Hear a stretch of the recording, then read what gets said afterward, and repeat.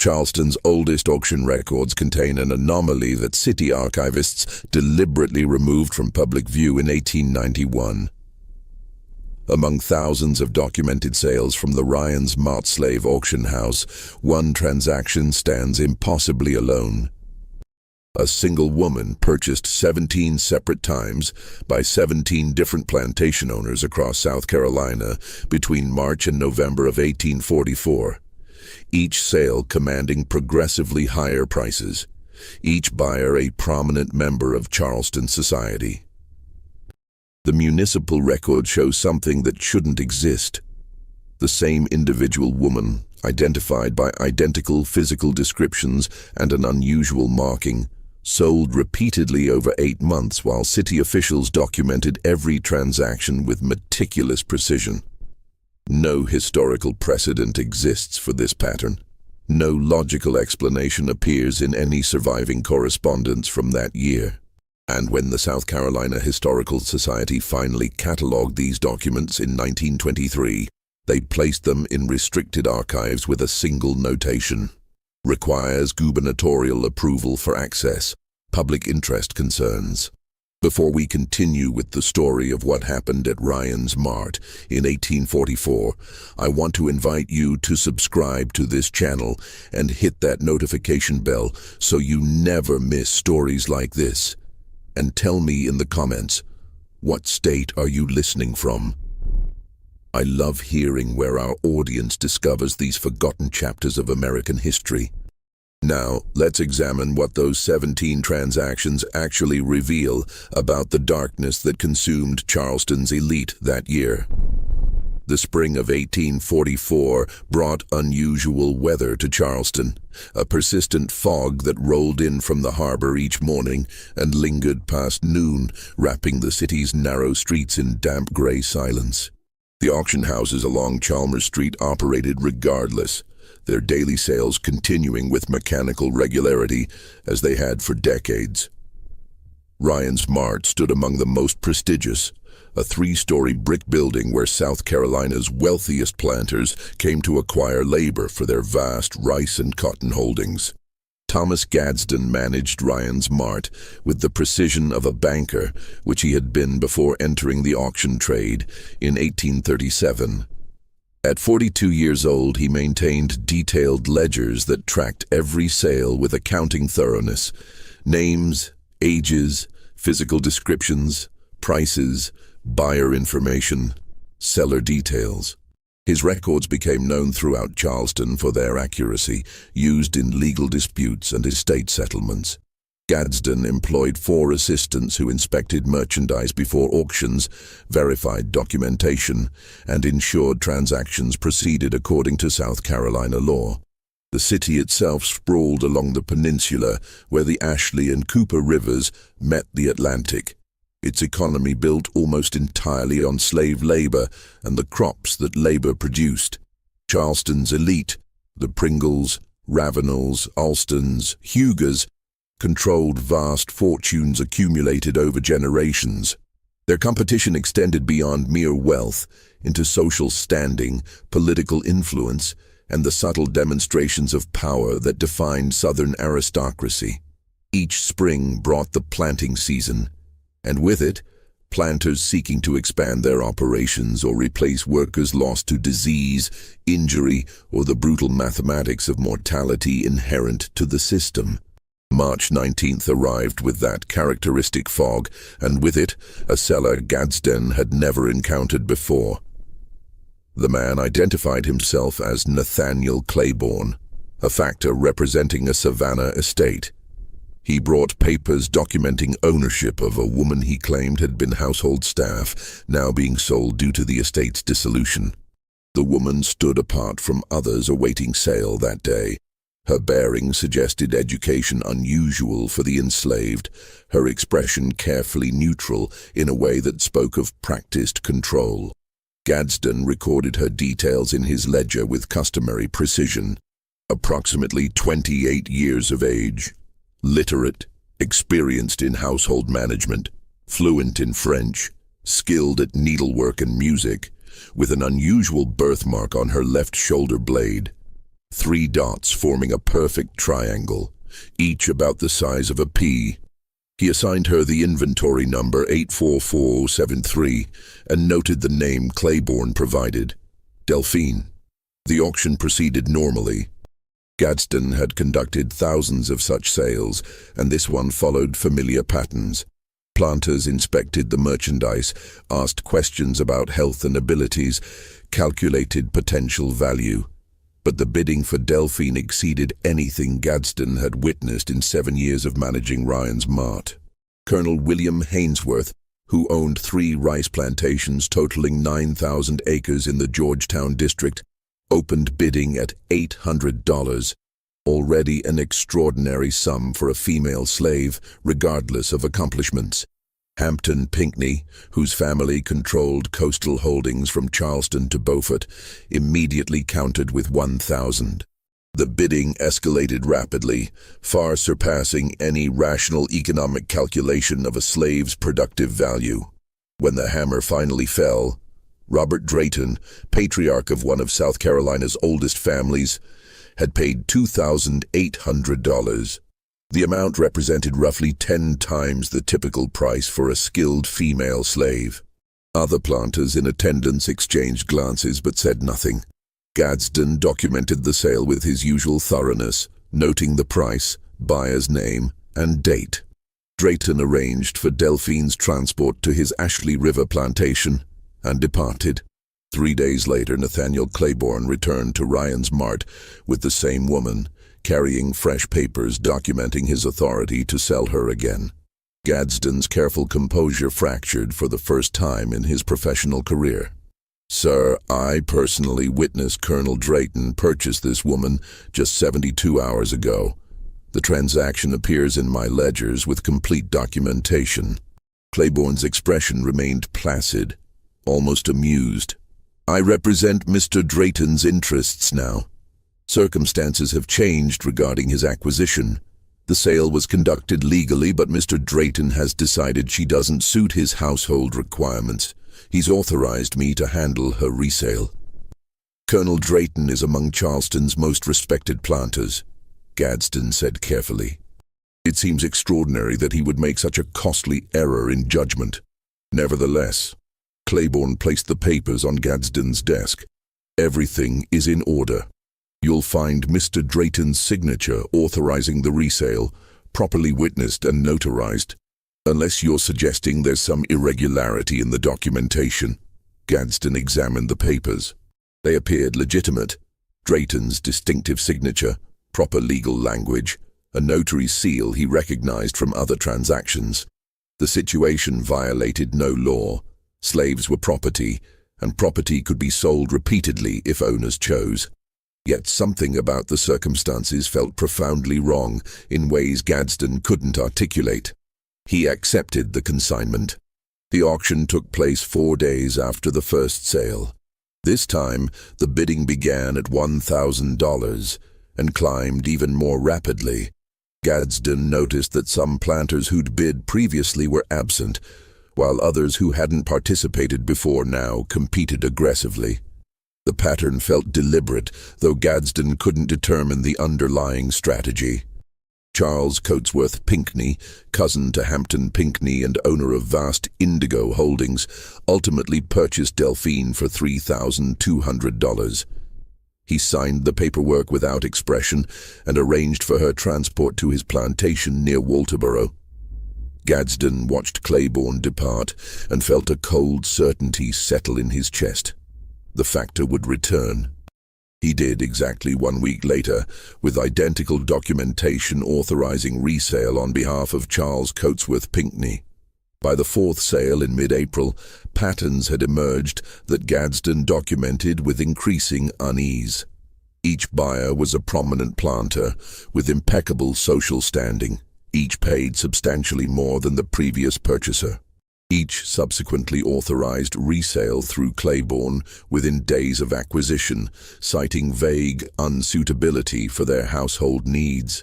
And each transaction was perfectly legal, with documentation that withstood Gadsden's increasingly suspicious scrutiny. The woman herself, Delphine maintained the same careful neutrality throughout each auction, answering questions politely when addressed, standing with quiet dignity during inspections, showing no reaction to the escalating prices or the bizarre repetition of her sales. Gadsden found her composure more unsettling than any distress would have been. She seemed to expect this pattern, as if the impossibility of her situation was exactly as it should be. Charleston's auction houses operated within a community where information traveled quickly despite, or perhaps because of, social hierarchies built on discretion and carefully maintained appearances. Gadsden began hearing whispers about the repeated sales, though no one spoke directly about what was happening. Other auction managers asked casual questions about his business. Factors and agents who normally competed for consignments avoided Ryan's mart when Claiborne was present. By the sixth sale in early May, Gadsden noticed something else. The planters who purchased Delphine were changing in subtle ways. Robert Drayton, who'd made the first purchase, now rarely appeared in Charleston society. His wife had left their Ashley River plantation to stay with family in Columbia, citing concerns about her health. Charles Coatsworth Pinckney, the second buyer, had withdrawn from his usual activities at the Charleston Library Society and the St. Cecilia Society balls. The third buyer, Augustus Huger, had dismissed his overseer and was personally managing his plantation's operations for the first time in 20 years, refusing visitors. The prices continued climbing. By July, Delphine sold for $6,000 to Theodore Gaillard, a figure so astronomical it represented the equivalent of 6 skilled male field hands, or 3 years' average profit from a medium-sized plantation. Gadsden's ledgers documented each transaction with the same methodical precision, but he'd begun adding private notations in a separate journal he kept locked in his desk. "The buyers are not acting rationally," he wrote after the 9th sale in August. "They bid against each other with an intensity that transcends economic logic. I've watched men who are normally shrewd negotiators abandon all restraint. They seem compelled to purchase her regardless of cost, as if driven by something beyond mere desire for valuable property." What Gadsden couldn't document in his ledgers were the conversations he began having in private with some of Charleston's other professional managers. Factors who handled plantation business, attorneys who drew up sales contracts, bankers who extended credit for slave purchases. Each had noticed similar anomalies that year, though none could explain them. "Hampton Pinckney came to me last month requesting a loan against his property," Jonathan Wilmot, a prominent Charleston banker, told Gadsden over dinner at the Charleston Club. Wilmot spoke quietly, aware that even mentioning such matters violated the discretion expected in their social circle. "He's never needed credit before. His family's holdings generate enormous annual income. But he'd somehow exhausted his liquid capital and needed $15,000 immediately. When I asked about the circumstances, he became agitated, insisted it was a private matter. I granted the loan based on his family's standing, but the situation troubled me. A man of his wealth doesn't suddenly require that kind of emergency credit without significant cause." "Did he mention what depleted his funds?" Gadsden asked. Wilmot glanced around the dining room before responding. "He mentioned making an investment that didn't yield expected returns. Said he needed to recoup losses from a business venture that had proven unsuitable." Those were his exact words. Unsuitable. The same term that appeared in the resale authorizations Claiborne brought to Ryan's mart. Gadsden began investigating more actively, though he wasn't certain what he was investigating or why it mattered to him. The transactions were legal. The buyers were willing participants. No law was being violated. Yet the pattern felt like a violation of some deeper order, something fundamental to how the world should operate.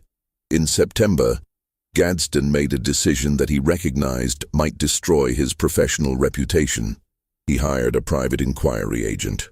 a former Charleston constable named David Brunson, who now conducted discreet investigations for attorneys and businessmen who needed information gathered quietly. "I want you to trace what happens after each sale," Gadsden told Brunson, providing copies of his ledger entries. "Contact the buyers if you can do so without drawing attention. Find out what made them decide to resell. Learn anything you can about their experiences with this woman." Brunson worked for 3 weeks, traveling to plantations across the Carolina Low Country, speaking with overseers, household staff, and occasionally the planters themselves under various pretexts. What he reported back confirmed Gadsden's growing suspicion that something profoundly wrong was unfolding.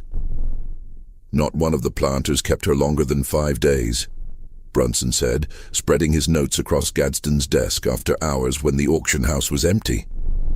"Most sent her back to Charleston within 48 hours. I spoke with Augustus Huger's overseer, man named Price, who's worked that plantation for 30 years. He said Huger purchased the woman with specific instructions she was to work in the main house, personal attendance on Mrs. Huger. But the very first evening, something happened. Price doesn't know what. He only knows that Huger emerged from the house at dawn, had the woman confined in the overseer's cabin, and sent word to Charleston that day arranging her resale." "Did Huger explain why?" Gadsden asked. "Said she was unsuitable. Those exact words again. Price told me he'd never seen Mr. Huger look the way he did that morning. Said the man seemed to have aged 10 years overnight. Wouldn't discuss it further." Brunson consulted his notes. Theodore Gaillard kept her 3 days. His body servant, a man named Marcus, who's been with the Gaillard family since Theodore was born, told me Mr. Gaillard locked himself in his study with the woman for hours that first night. Marcus heard conversation.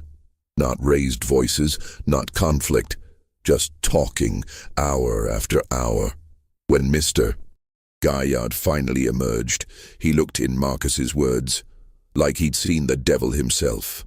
Arranged for her return to Charleston immediately. Similar accounts emerged from every buyer. None would discuss details. All used variations of the same explanation, unsuitable for their needs. And all seemed fundamentally altered by whatever had occurred during their brief ownership. "There's something else," Brunson said. "I did some checking on this factor, Nathaniel Claiborne.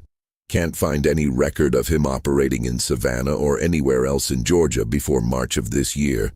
No business registration, no property holdings, no family connections I can trace. It's as if he appeared specifically to handle these sales and exists for no other purpose." "Have you tried locating him between sales?" Gadsden asked. "He stays at a boarding house on Queen Street when he's in Charleston. But several times I've watched the place and I've never seen him enter or leave. The landlady says he pays in advance, keeps to himself, and she rarely sees him. Yet somehow, he's always present when another sale is scheduled." Gadsden stared at his ledgers, with their meticulous documentation of impossible events. "What about the woman herself? Did you learn anything about her background?" Brunson's expression grew troubled. "That's where things become truly strange. I found the estate in Savannah that Claiborne claimed to represent. The Beaumont estate, owned by a family that made their fortune in cotton factoring. The estate was dissolved in early 1844, exactly as Claiborne stated. But when I examined their property records, there's no listing for any slave named Delphine, or matching her description in their holdings at the time of dissolution. In fact, the Beaumont estate's final inventory, filed with the Chatham County Court, shows only 11 slaves total, all male field workers who were sold to various buyers in January of that year."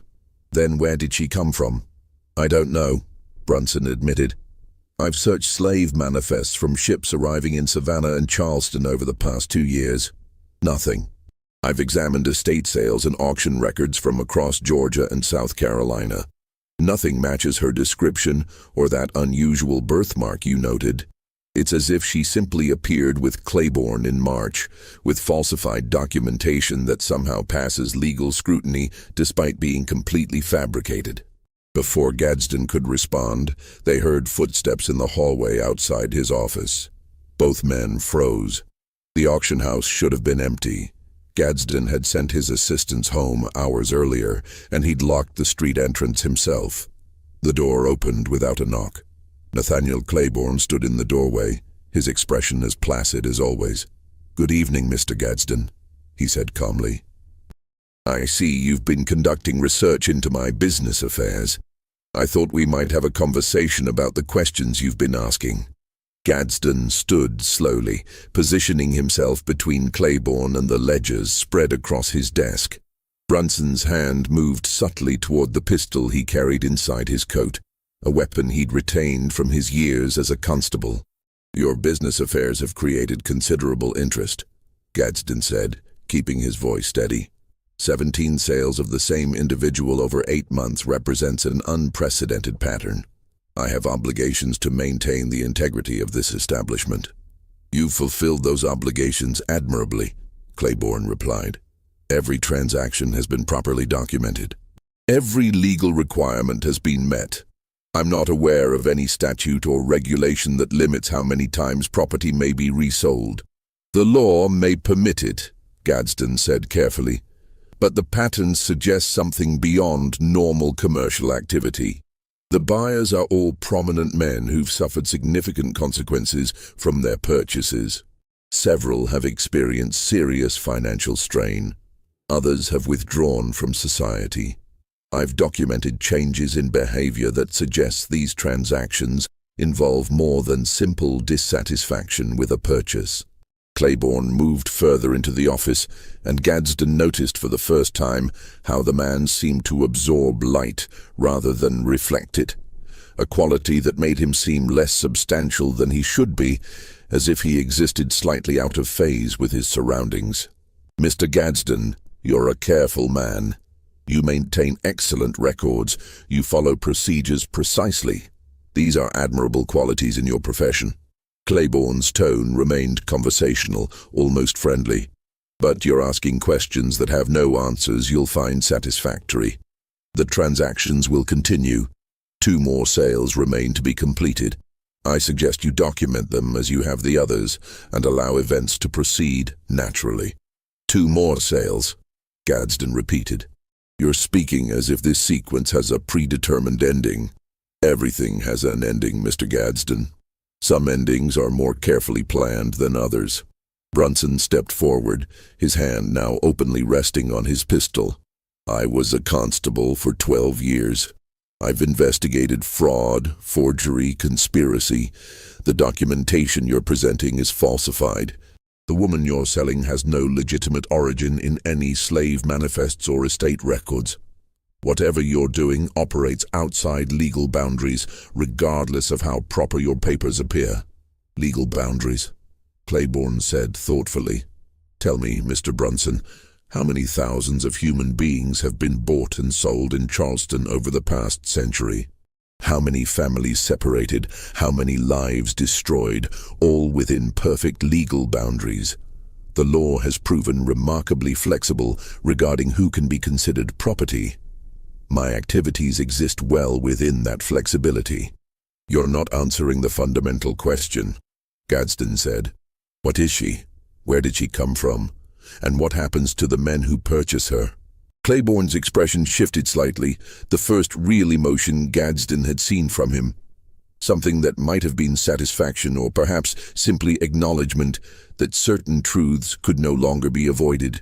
"What she is," Claiborne said slowly, "is exactly what Charleston's elite have always desired. An acquisition that demonstrates wealth, taste, and power.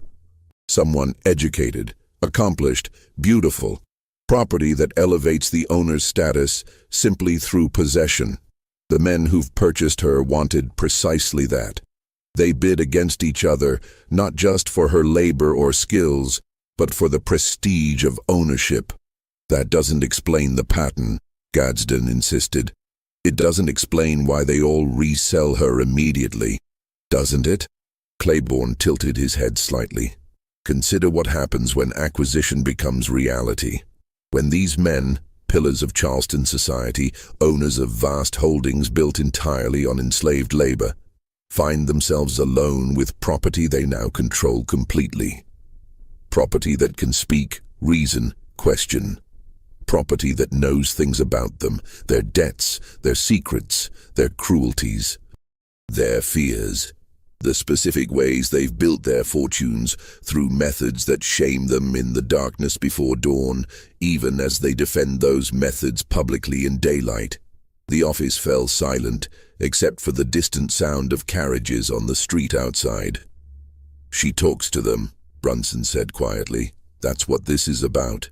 She tells them things. She converses with them," Claiborne corrected.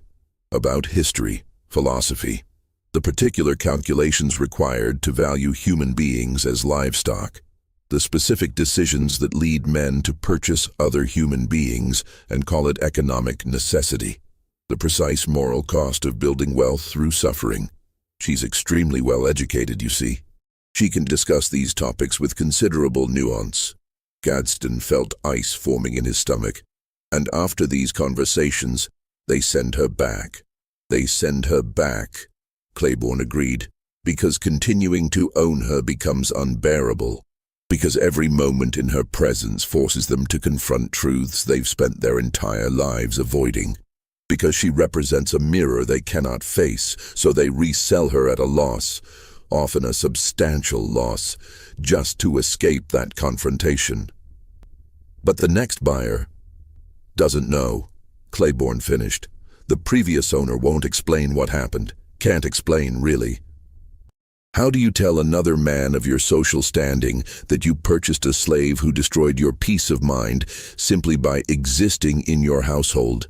How do you admit that level of weakness? So each buyer enters the transaction with the same arrogant confidence as his predecessor. Each believes he'll be different, and each discovers the same truth. This is some form of revenge," Gadsden said. "Against Charleston's planters specifically." "Revenge implies anger," Claiborne said. "This is simply education, a demonstration of certain principles. The men who purchase her learn precisely what it means to own another human being, not in abstract economic terms, but in the specific, intimate reality of that relationship. Most people never truly contemplate what they're participating in. She ensures these particular men do contemplate it. Thoroughly." Brunson's hand tightened on his pistol. "I could arrest you right now, bring you before a magistrate, force you to explain these activities to the authorities." "You could try," Claiborne said calmly, "but explain exactly what crime has been committed. Every sale has been legal. Every document authentic enough to pass scrutiny from men whose profession involves examining such documents. No violence has occurred. No threats have been made.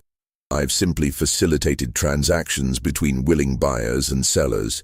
If the buyers subsequently regret their purchases, that's a private matter between them and their consciences." "2 more sales," Gadsden said. "You mentioned 2 more remain. Why a specific number? What happens after the 19th sale?" Claiborne moved toward the door. "The sequence will complete itself. The final buyer will receive exactly what he deserves. And then the cycle will end.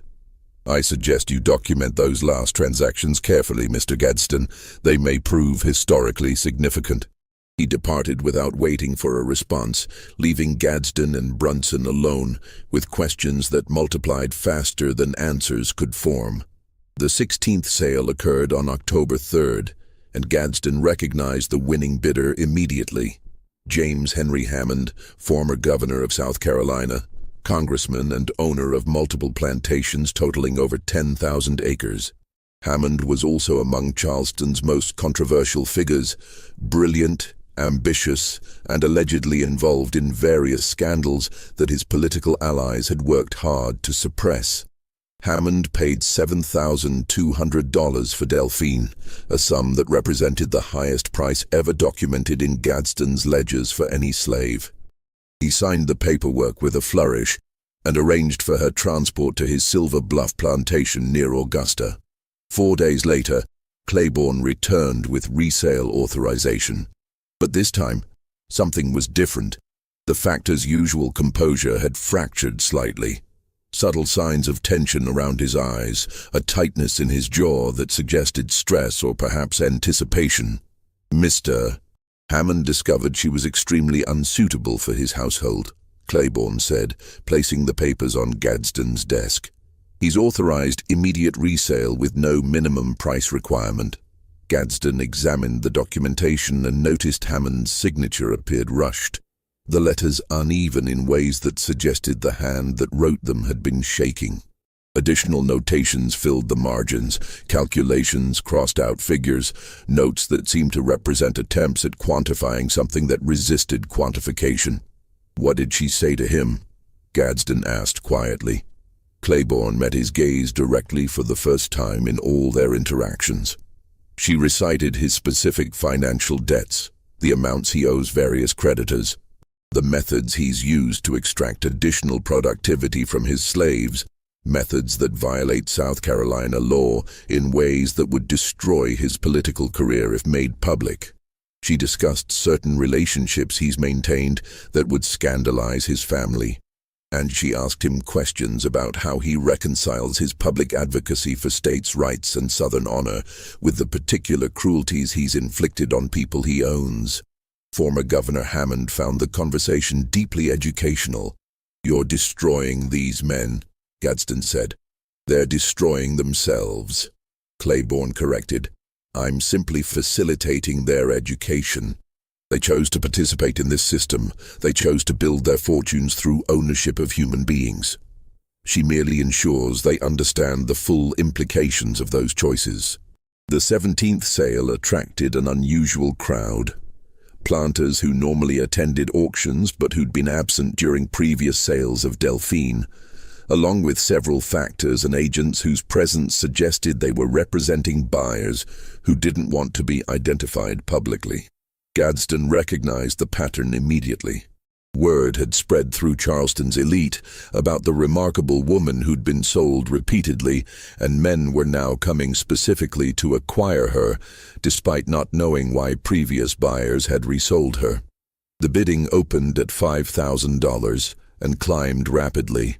Gadsden watched faces in the crowd and saw expressions that troubled him. Not just the usual calculation of men assessing property value, but something more intense. Desire mixed with something darker. A need to possess something that had supposedly unmanned other buyers. A competitive urge to prove themselves stronger, more worthy, more capable of mastering what others couldn't control. When the hammer fell, the winning bidder was John Calhoun Preston, a 34-year-old planter whose family holdings included some of South Carolina's most profitable cotton plantations. Preston came from impeccable lineage. His uncle was John C. Calhoun, the recently deceased senator who'd been one of the most powerful defenders of slavery in American history. Preston himself had distinguished himself in the Mexican War and was being groomed for political office. He paid $8,400, a figure that seemed to embody all the accumulated madness of the preceding sales. Gadsden documented the transaction with hands that had begun to tremble. 17 sales completed. 2 more remaining, according to Claiborne's statement weeks earlier. But the factor had said 19 total, and 17 had now been recorded. Unless Gadsden had misunderstood. Unless the pattern extended beyond what he'd been told. That night, unable to sleep, he returned to his office and examined his ledgers again.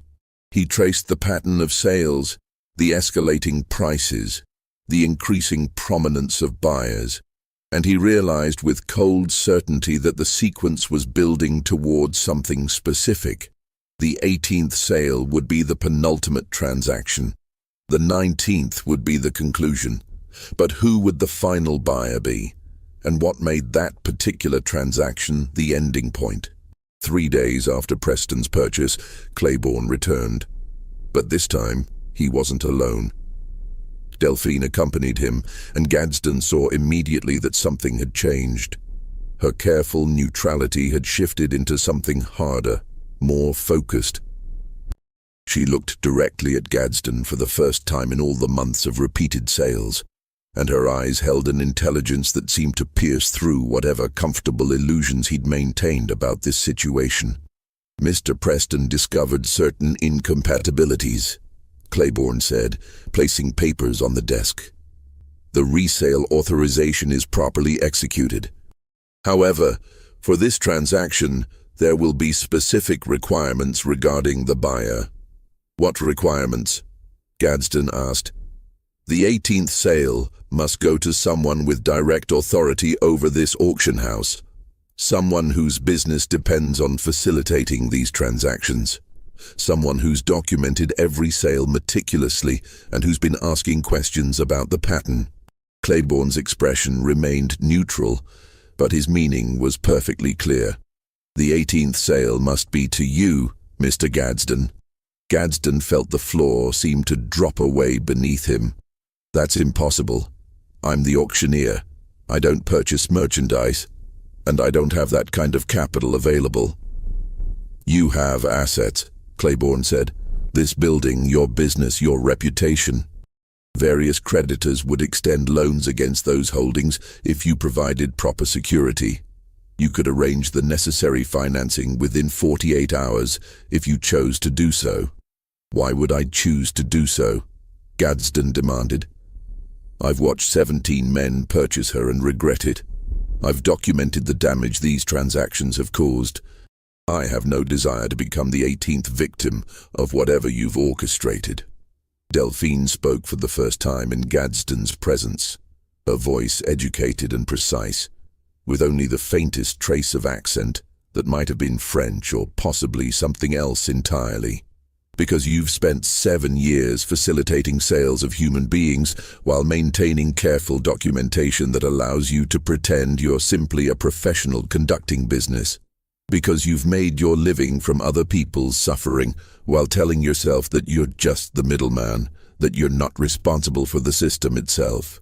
Because you deserve to experience what it means to actually own someone, rather than just processing the paperwork for other men's ownership.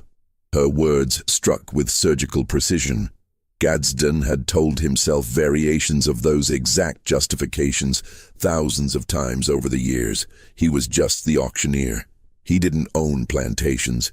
He didn't work slaves in fields. He simply facilitated transactions, the same way bankers facilitated loans or factors facilitated trade. He was a professional providing a service. I won't do it, Gadsden said. I refuse to participate. Then the pattern ends here, Claiborne said. Incomplete. The 19th sale will never occur, and the lesson will remain unfinished. He gathered the papers from the desk. Of course, that means certain information about your business practices might become public. The private arrangements you've made with buyers to conceal the true ages of children sold. The documentation you've falsified to present sick slaves as healthy. The specific ways you've helped planters avoid legal restrictions on separating families. I have extensive records of your activities, Mr. Gadsden. You've been very thorough in your ledgers, but not quite thorough enough about which of those ledgers you've kept private. Gadsden's blood turned to ice. The accusations were accurate. He had bent rules, falsified occasional documents, helped buyers work around legal restrictions, all in the name of maintaining his business, all justified as necessary accommodations to commercial reality. Nothing that other auctioneers didn't do. Nothing that seemed criminal in the context of the trade itself, but exposed to public scrutiny, especially scrutiny from the increasingly vocal abolitionist newspapers in the North. Those practices would destroy him. You're blackmailing me, Gadsden said quietly. I'm offering you an educational opportunity, Claiborne corrected. You can decline, but declining has consequences, just as participation has consequences. Life offers us choices, Mr. Gadsden, rarely simple ones. For 3 days, Gadsden struggled with the decision. He examined his finances. He considered fleeing Charleston entirely, abandoning the business and starting over somewhere far from South Carolina. He contemplated going to authorities and explaining everything, though he couldn't imagine how that conversation would proceed or what laws had actually been violated. In the end, he made the choice he knew he would make from the moment Claiborne had presented the ultimatum. He secured loans against his business and property. He arranged financing that would take him years to repay. And on October 19, 1844, he purchased Delphine for $9,000. A sum that represented everything he'd accumulated over 7 years in the auction trade. The transaction was properly documented. Gadsden signed his name in his own ledger, officially becoming a slave owner for the first time in his life. The irony burned like acid. "She'll be at the auction house tomorrow evening," Claiborne said. "I suggest you arrange for privacy. The education she provides works best without interruption." That night, Gadsden barely slept. He knew what was coming, had known from watching 17 other men go through this process. She would talk to him, ask him questions, force him to confront truths about himself that he'd spent years avoiding. When he arrived at Ryan's Mart the next evening, Delphine was waiting in his office. Claiborne had departed, leaving them alone in the 3-story building that represented Gadsden's entire professional identity. "Sit down, Mr. Gadsden," she said. "We have much to discuss." She began with simple questions.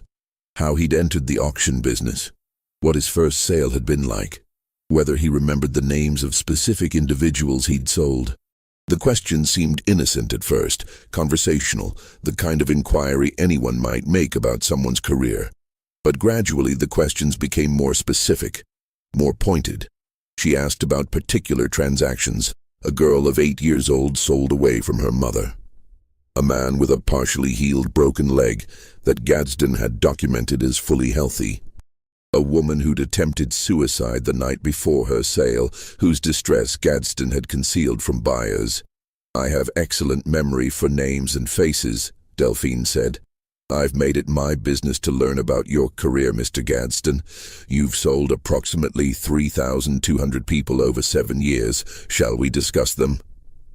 And she did discuss them, one by one. She recited names, ages, descriptions. She described families separated, children sold away from parents, elderly slaves disposed of when their productivity declined. She knew details that shouldn't have been possible for her to know.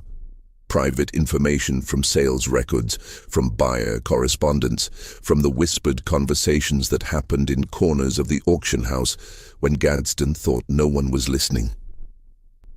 As dawn approached, Gadsden sat in his chair, no longer maintaining the composure he'd prided himself on for years.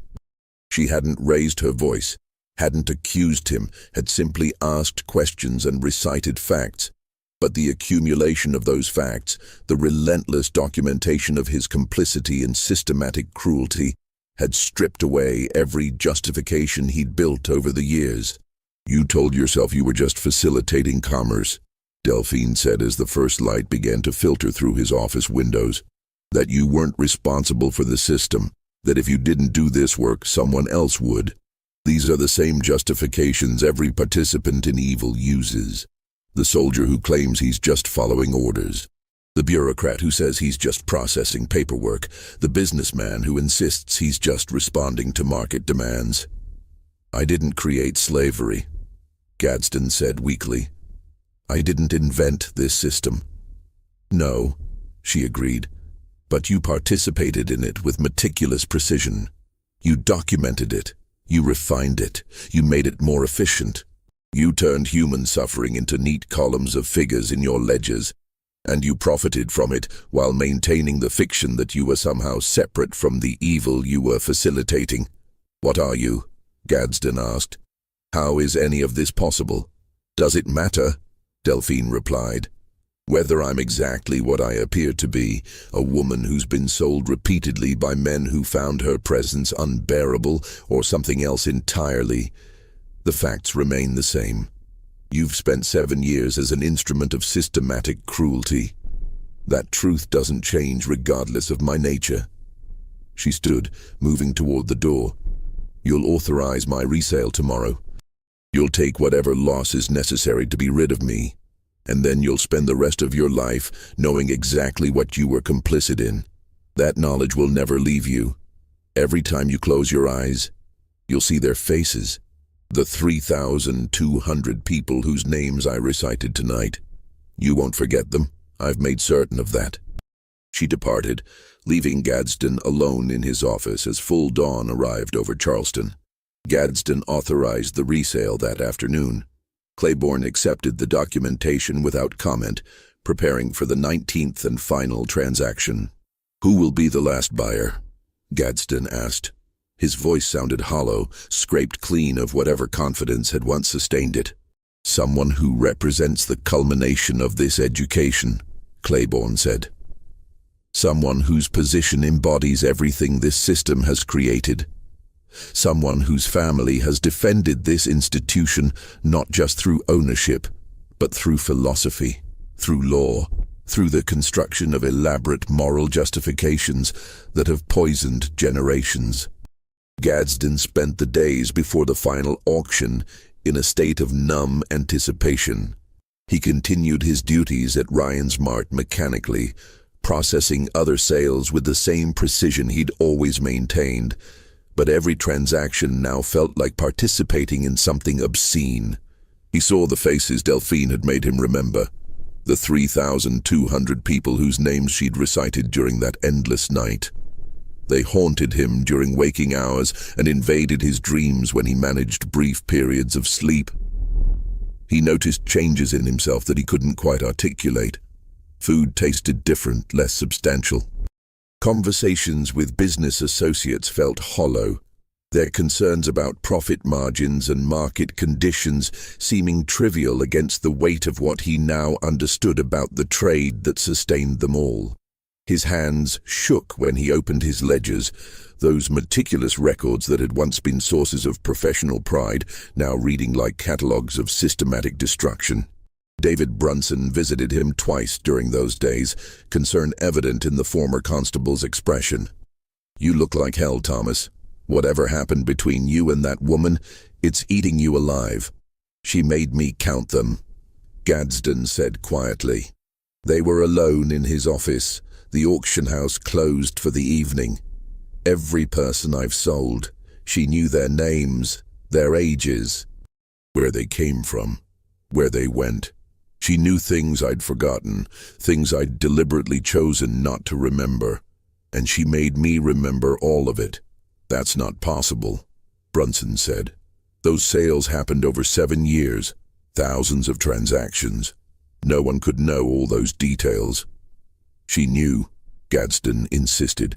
"She recited them for hours. A girl named Sarah, 9 years old, sold away from her mother in June of 1839. A man named Jacob with a scar on his left hand, 62 years old, disposed of when his productivity declined in March of 1841. A woman named Rebecca, who begged me not to sell her to a particular buyer because she'd heard stories about his cruelty. I sold her to him anyway because he paid well." Delphine knew about Rebecca, knew exactly what happened to her afterward, knew details that never appeared in any official documentation. Brunson studied his friend's face. "What are you going to do?" "I'm going to document the final sale," Gadsden said. "Because that's what I do.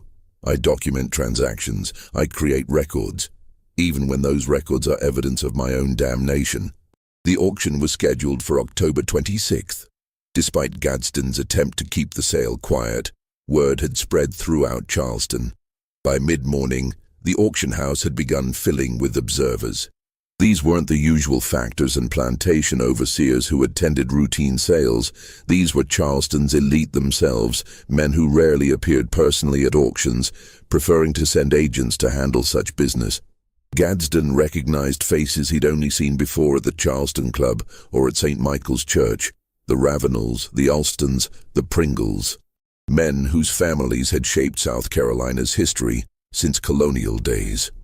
Men whose wealth derived not just from agricultural holdings, but from banking, shipping, factoring, the entire economic ecosystem built around slavery. The atmosphere in the auction house felt different from any sale Gadsden had conducted. Usually, auctions carried a business-like quality, transactions proceeding with commercial efficiency. But today, tensions saturated the air like humidity before a storm. Men spoke in hushed tones, their conversations stopping abruptly when others approached. Eyes kept darting toward the door, waiting for Claiborne to arrive with Delphine. When she finally entered, accompanied by the factor, a palpable shift occurred in the room. Gadsden watched Charleston's most powerful men react to her presence, not with the calculating assessment usually directed at slave merchandise, but with something more complex. Fear mixed with fascination, desire complicated by dread.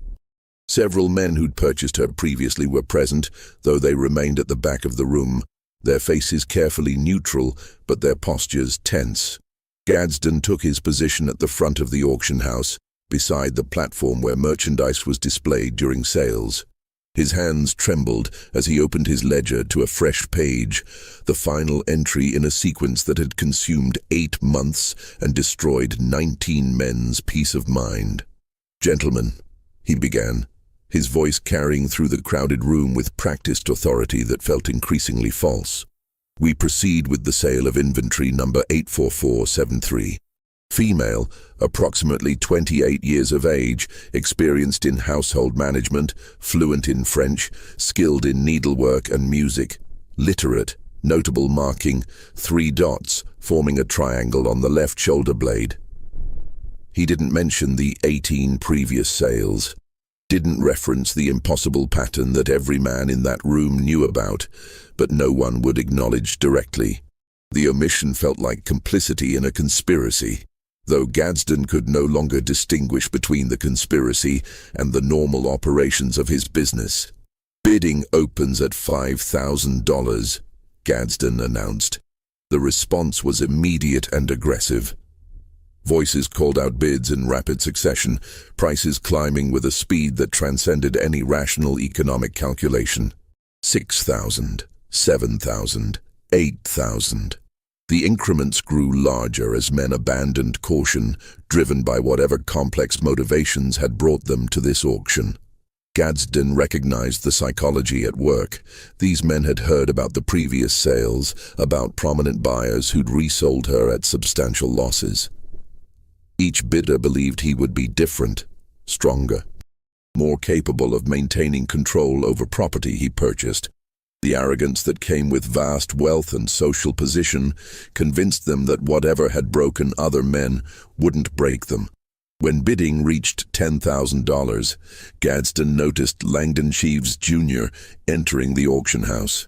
Sheaves moved through the crowd with the confidence of someone accustomed to deference. At 39 years old, he represented Charleston aristocracy at its apex. Old wealth, political connections, absolute certainty in the righteousness of Southern institutions. His family had defended slavery not just as an economic necessity, but as a positive good, a moral benefit to both enslaved and enslaver. Sheaves raised his hand. $12,000.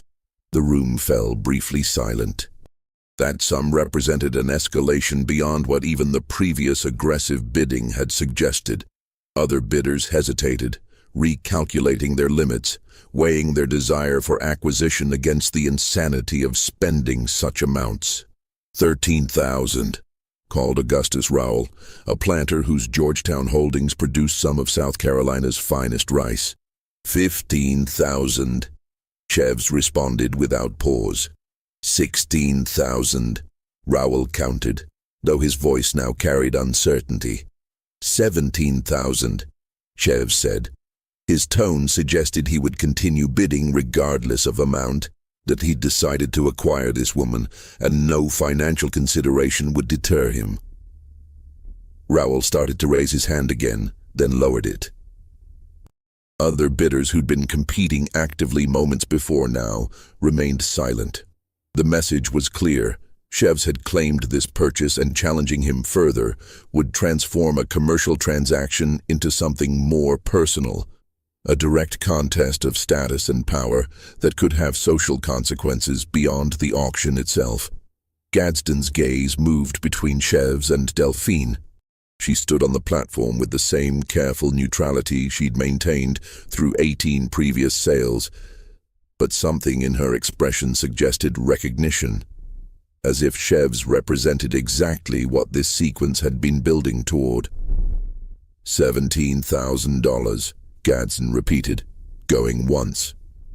He paused, following the ritual form even though the outcome was now certain. Going twice. Another pause. Sold to Mr. Langdon Sheaves, Jr. The hammer fell, and Gadsden felt something fundamental shift in the room's atmosphere. Men began departing quickly, as if eager to distance themselves from whatever would happen next. Those who'd purchased Delphine previously left without speaking to Chevs, their faces carefully expressionless. Chaves approached the desk where Gadsden prepared the documentation. He signed the papers with a flourish, his signature bold and confident. "Have her transported to my estate this evening," he said. "I want her settled in the main house by nightfall." "Yes, sir," Gadsden replied. He watched Chaves depart and noticed Claiborne standing near the door, observing the final buyer with an expression that might have been satisfaction. That evening, as Gadsden arranged for Delphine's transport to the Chaves estate, she spoke to him one last time. "You understand now, don't you, Mr. Gadsden, what all of this has been about?" "Education," Gadsden said quietly. "You've been educating us about what we've chosen to participate in." "Not all of you," Delphine corrected. "Most people who participate in evil never truly confront what they're doing. They maintain comfortable illusions until death. But you 19, you've been forced to see clearly, to understand precisely what it means to own another human being, to comprehend the full weight of that relationship and your role in perpetuating it." "Why us specifically?" Gadsden asked. "Why these particular men?" "Because you represent the system at different levels," she said. "Chevs and the others like him provide philosophical justification, the moral arguments that allow ordinary people to accept the unacceptable. You facilitate the mechanism, the daily operations that keep the system functioning, and all of you profit from it while telling yourselves you're not responsible for its cruelties." "What will happen to Chevs?" Gadsden asked, though he suspected he already knew. "The same thing that happened to the others," Delphine said. "He'll learn, and learning will destroy the comfortable certainties he's built his entire identity around." She was transported to the Chaves estate that night, and Gadsden never saw her again. The whispers began within days. Household staff at the Chaves estate reported unusual occurrences, their master spending entire nights in his study with the new acquisition, conversations that lasted until dawn, raised voices occasionally audible through closed doors, though never quite intelligible. Gadsden heard these reports through the network of gossip that connected Charleston's business community. Factors who dealt with Chevs noted changes in his demeanor. The confidence that had always characterized him seemed diminished. He began missing meetings, failing to respond to correspondence, neglecting business affairs that had previously commanded his meticulous attention.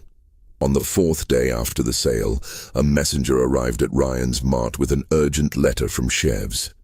The handwriting was barely legible, letters jagged and uneven. "Gadsden, the woman is unsuitable, utterly unsuitable. I cannot. The thing she knows. I require her immediate removal from my property. Arrange whatever is necessary. I don't care about financial recovery, just remove her." But before Gadsden could respond, a second messenger arrived with different news. Langdon Chevs, Jr. had filed manumission papers with Charleston authorities. He was freeing Delphine, granting complete legal freedom and providing funds for her transport north to Pennsylvania. The news rippled through Charleston society like a shockwave. Members of the Chevs family didn't free slaves. They defended the institution publicly, wrote essays arguing for its moral necessity, shaped laws to protect and expand it. For Langdon Cheves Jr. to suddenly manumit a woman he'd purchased just days earlier, a woman for whom he'd paid an astronomical sum, defied every principle his family represented. Gadsden examined the manumission documents when they were filed. They were properly executed, with all necessary legal requirements met. But in the margins, Cheves had written additional notes, fragments of text that suggested someone in profound psychological distress. She recited the names, all of them, people my family has owned across 4 generations. She knew their stories, what happened to them, the specific cruelties, the children sold away, the families destroyed. She knew details that exist in no records, private matters that should be unknowable.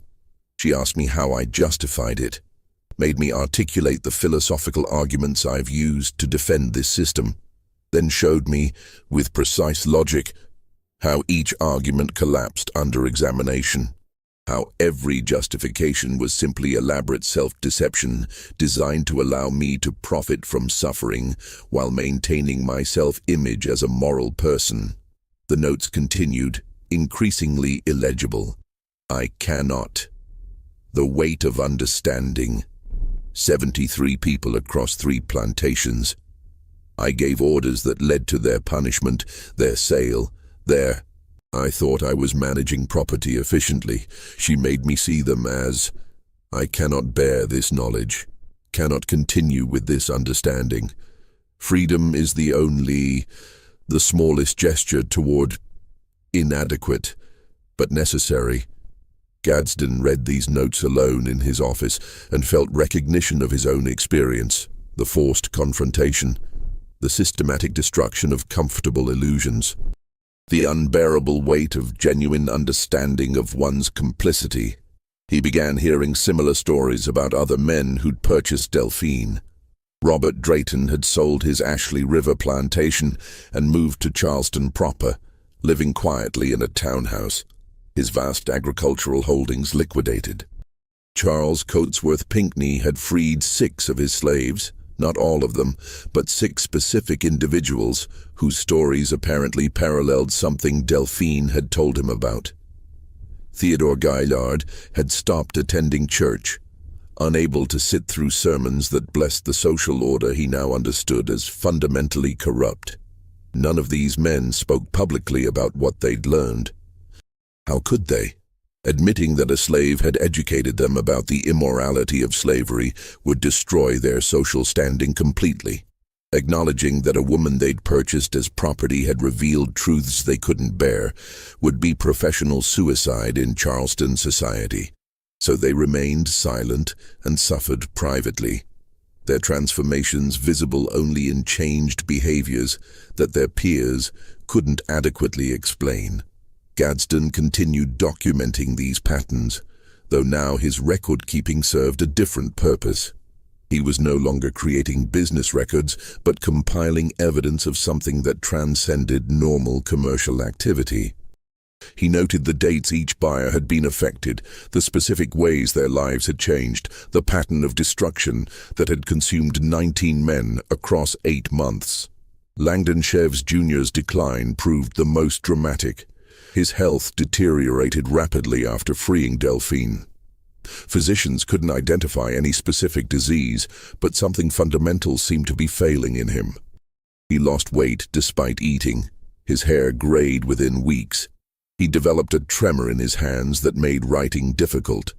In December of 1844, Cheves sold the majority of his plantation holdings, thousands of acres, hundreds of slaves, the accumulated wealth of generations. His family was horrified, but he was the legal owner and they couldn't prevent the transactions. He used some of the proceeds to establish a fund for educating freed blacks in Charleston, a gesture so contrary to his previous politics that many assumed he'd lost his sanity. He died in March of 1847 at age 44. The death certificate listed heart failure. But those who'd known him recognized that whatever had killed him had begun that night when he'd sat alone with Delphine and been forced to confront truths he couldn't survive understanding. As for Delphine herself, she vanished from all historical records after her manumission. The documents show she received funds for transport north and legal confirmation of her freedom. After that, nothing. No census records in Pennsylvania, no property holdings, no marriage records, death certificates, or any other documentation that would track an individual through the 19th century. Gadsden made inquiries when he moved to Baltimore, asking among that city's free black community if anyone knew of a woman matching her description. He contacted abolition societies in Pennsylvania, New York, Massachusetts. No one had encountered anyone fitting her profile. It was as if she'd accomplished whatever purpose had brought her to Charleston and then simply ceased to exist in any verifiable form. Gadsden himself survived until 1863, dying of pneumonia just as Union forces were beginning their campaign against Charleston. In his final months, he attempted multiple times to write a comprehensive account of what had happened in 1844. Stacks of incomplete manuscripts survived him, each attempting to explain the impossible sequence of events, each abandoned as inadequate to capture the truth. His final attempt began, "I have spent 19 years trying to understand what happened during those 8 months. Whether she was exactly what she appeared to be, a woman of extraordinary intelligence and education who somehow gained power over Charleston's elite, or something else entirely remains unclear. What is certain is that 19 men learned truths about themselves that destroyed their peace permanently. We were educated about complicity, about the specific ways we'd chosen to profit from systematic cruelty while maintaining comfortable self-images. That education was more destructive than any physical punishment could have been." The manuscript ended mid-sentence, Gadsden apparently unable to continue. When the Charleston Historical Society acquired his papers in the 1870s, they noted the anomalous series of sales in his ledgers from Ryan's Mart. In 1891, concerned about how Northern publications might use these records as anti-Southern propaganda, city officials quietly removed several pages documenting Delphine's 17 sales.